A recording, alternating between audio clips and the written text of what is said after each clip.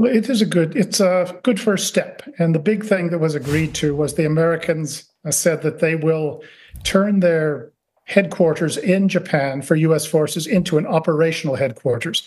Currently, it's just an administrative outfit that apologizes to the Japanese when the Americans do something wrong.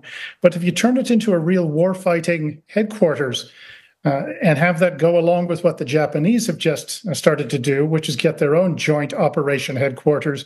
It offers some real possibilities in the future for the Americans and the Japanese to actually have a useful defense relationship in the sense that it can do real world short notice operations.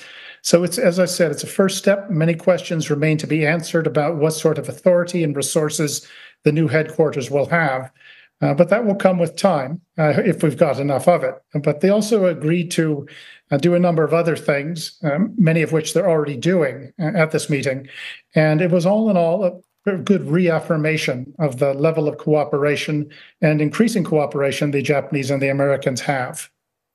Grant, in their joint statement, Tokyo signed off on what the U.S. calls extended deterrence, which I understand includes nuclear weapons as well. This was an issue that was once off limits for Japan. So tell us about this shift and what it means alongside the expanded capabilities you were just talking about, command and control for the commander of U.S. forces, Japan, and also increase Japanese production of U.S. missiles. Well, with extended deterrence, and what they're talking about here is the U.S. promising to use its own nuclear weapons to defend Japan. The Japanese have always been very concerned about this, despite their supposed allergy to nuclear weapons. They've always been glad to have the Americans with nuclear weapons available to protect them. And the Americans gave them some more reassurances at this meeting, but I'm not sure that's going to be enough. The Japanese just might have a feeling that a promise the Americans will do something is no guarantee they'll do anything. But at the same time, as I noted, the Japanese have been pushing for this for a long time. And without it, if the Japanese have some doubts about American commitment to use nuclear weapons, well, I think things could get very interesting. The Japanese have the capabilities to make their own. And as you noted, in these meetings, there were some agreements made that the Japanese are going to help the Americans produce some weapons. The Americans need the help, and particularly things like Patriot missiles, AMRAAM missiles for their fighters. And there's a real contribution the Japanese can make, and they're also willing to export these things if they need to the Americans, and then have the Americans take things out of their stocks to provide to others who say are at war. This is already being done with Patriot missiles to some extent.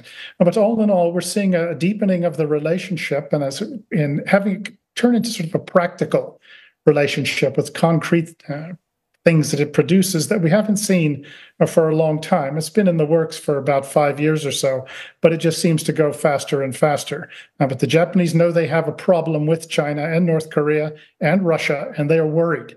And that's why you see them doing things which, according to the Constitution, they shouldn't be doing.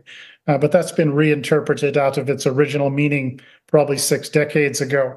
But it shows Japan will always do what it needs to do to defend itself. And it also knows that without the Americans, its odds are not very good. And the Americans, by the same token, they need the Japanese. Things have reached that point in the region.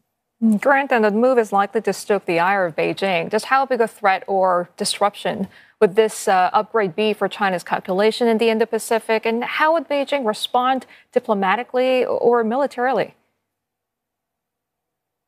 Well, China will complain. They always do whenever anyone tries to defend themselves. China's military buildup has been going nonstop for the last 30 years, regardless of any temporary alleged improvements in relationship with China. So China's military buildup is going to keep going. Their objective is clear: to dominate the region and to pay the Japanese back and to drive the Americans back to Hawaii or Los Angeles. So that isn't going to change. And diplomatically, well, they can talk, but it's not going to amount to much. What you're seeing is the free nations, the two principal ones in the region, really taking some steps to defend themselves and others. And the Chinese don't like it. They never do whenever anyone tries to, as I say, stand up Generally, you know that you're doing something right, depending on how much Beijing complains about it.